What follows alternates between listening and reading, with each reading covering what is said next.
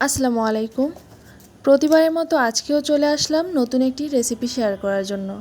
আজকের পর্বে আপনাদের জন্য নিয়ে এসেছি কাঁচা আম দিয়ে খোসাসহ টক ঝাল মিষ্টি আচার। খুবই মজার একটি আচার।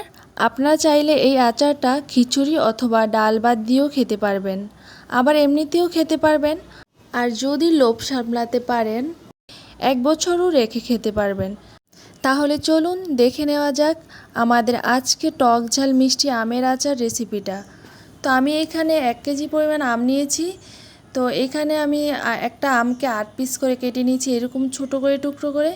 তারপর এগুলো ভালোভাবে ধুয়ে এরকম একটা পাত্রে নিয়ে 1 চা চামচ লবণ দিয়ে ভালোভাবে কষলে কষলে ধুয়ে নিব। তারপর ভালোভাবে পানিটা ছাড়িয়ে নিব।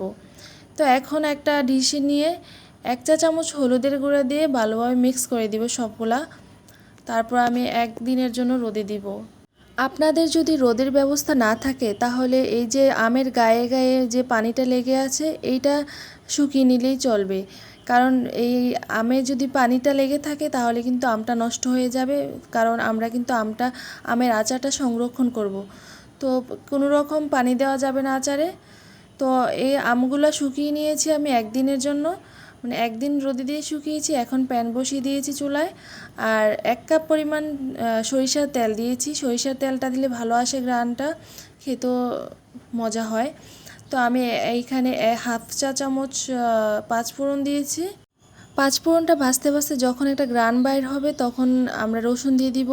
এখানে আমি 1.5 চা চামচ রসুন দিয়েছি, আর দিয়ে দিব 1.5 চা চামচ আদা বাটা।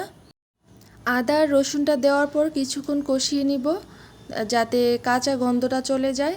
তারপর দিয়ে দিব 1 চা চামচ হলুদের গুঁড়ো আর 1 চা চামচ মরিচের গুঁড়ো আর স্বাদ মতো লবণ।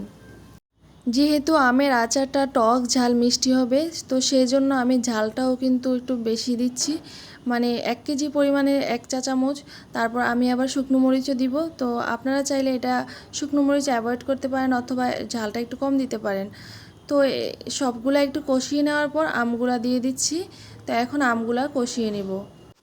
এই পর্যায়ে কিন্তু আমগুলো একটু কষিয়ে নিতে হবে ভালোভাবে, কারণ এখন একটু ভাজা ভাজা হলে এটা ভেঙে যাওয়ার সম্ভাবনা কম থাকবে।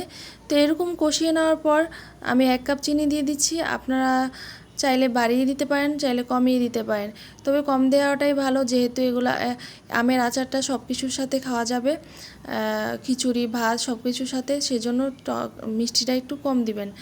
তো এইখানে আমি দিয়ে দিচ্ছি 1 টেবিল চামচ সরিষা বাটা। তো এখন সরিষা বাটাটা ভালোভাবে মিক্স করে দিব, আর একটু নাড়তে হবে, নয়তো লেগে যাওয়ার সম্ভাবনা আছে। এখন যেহেতু মশলা আছে, আপনারা অবশ্যই এই আমের আচারটা ট্রাই করবেন, যেহেতু সারা বছর সংরক্ষণ করে রাখা যায়। এই পর্যায়ে দিয়ে দিলাম 1.5 চা চামচ পাঁচফোড়নের গুঁড়ো। তো এখন এগুলো মিক্স করে দিব। তো আমি যেহেতু টক ঝাল মিষ্টি পছন্দ করি, মানে অ্যাভারেজ, তো সেই জন্য আরেকটু শুকনো মরিচ দিয়ে দিচ্ছি। এটার কারণে কিন্তু ঘ্রাণটাও বেশ আসবে আর খেতেও দারুণ হবে। আপনারা প্রথমেই পাঁচফোড়নের সাথে 3-4টা মরিচ তেলে দিয়ে দিবেন, এতে করে ঘ্রাণটাও ভালো আসবে, খেতেও মজা হবে। এই পর্যায়ে আমি দিয়ে দিলাম 1/2 কাপ ভিনেগার। ভিনেগারটা অবশ্যই দিতে হবে, নয়তো নষ্ট হয়ে যাবে আচারটা। সংরক্ষণের জন্য ভিনেগার অবশ্যই দিতে হবে। আমি ভিনেগার দেওয়ার পর লো মিডিয়ামে আরও 5 মিনিট কষিয়ে নিয়েছি। তারপর আচারটা ঠান্ডা হয়ে আসলে বয়েমে নিয়ে নিয়েছি। তো আপনারা ট্রাই করবেন অবশ্যই, খুবই সুস্বাদু একটি আচার। আর দেখুন কতটা লোভনীয় লাগছে, খেতেও কিন্তু দারুণ হয়েছে। আশা করছি আজকের ভিডিওটি ভালো লেগেছে আপনাদের কাছে।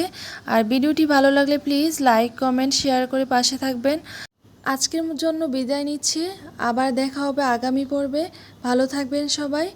আল্লাহ হাফেজ, আসসালামু আলাইকুম।